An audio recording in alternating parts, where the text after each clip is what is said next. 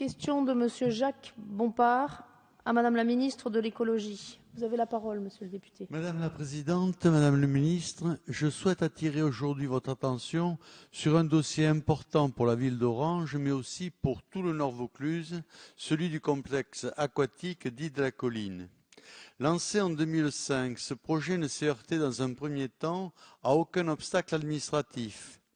Mieux, le ministère de la Jeunesse et des Sports avait annoncé le subventionner à hauteur de 800 000 €. Mais le 16 novembre 2010, la commission départementale des sites émettait un avis défavorable confirmé le 8 février 2011 par le ministère de l'Environnement. C'est alors que le 10 mai 2011, le préfet de Vaucluse demandait à la ville d'Orange de revoir le projet en travaillant son insertion dans le site. Ce projet révisé était présenté en préfecture le 26 septembre 2011. Suite à cette réunion, une demande de nouvelle inspection a été déposée en décembre 2011 par la commune auprès de Madame le ministre de l'Environnement, demande renouvelée en juin 2012 auprès de sa successeur.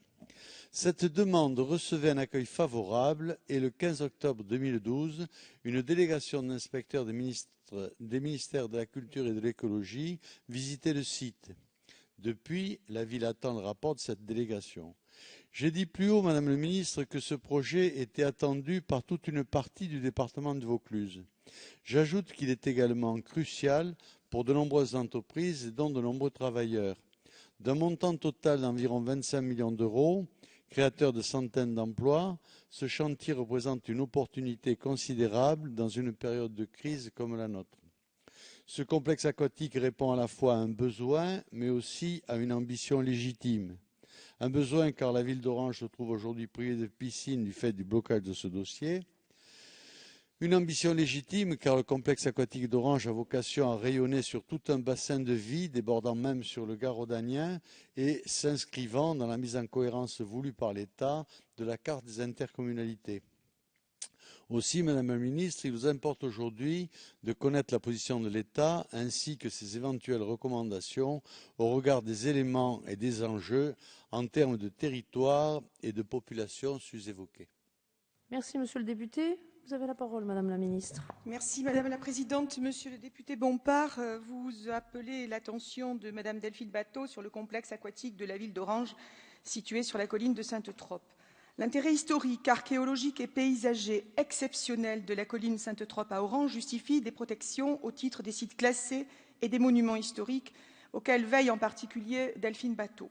À la suite d'un avis défavorable de la Commission départementale de la nature, des paysages et des sites, le projet de construction du complexe aquatique a été refusé.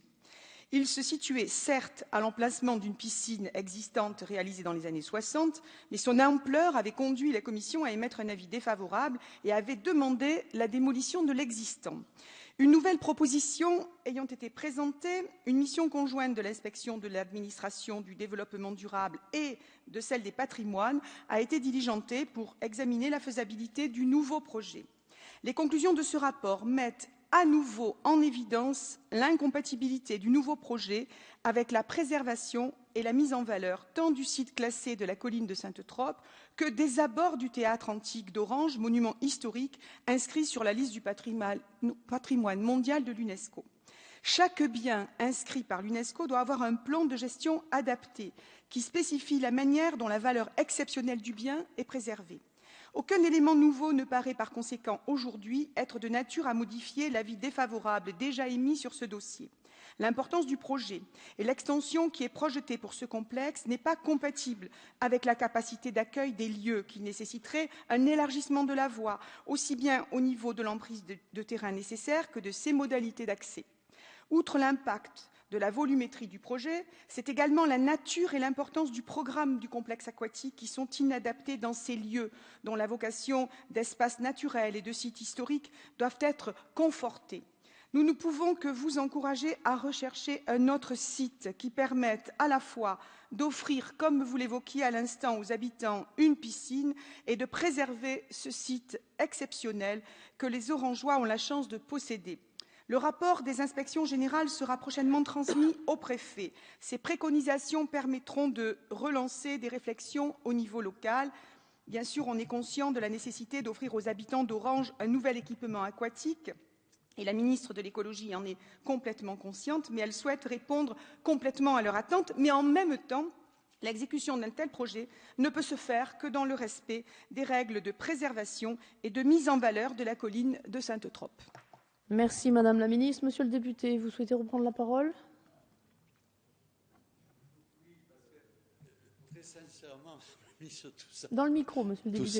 Tout ça n'est pas très sérieux. Nous mettons en place un projet de développement global de l'ensemble de la colline et il repose sur la réalisation de quelque chose d'attractif. Parce que sinon, à quoi sert d'investir si c'est pour attirer personne? Donc il y a une incohérence dans la réponse, je le déplore, je le regrette. Cela va bloquer tous les travaux que nous avions prévu de faire. Mais si c'est ça l'objectif de l'État, nous en prendrons acte et nous essaierons d'investir ailleurs. Merci, monsieur le député.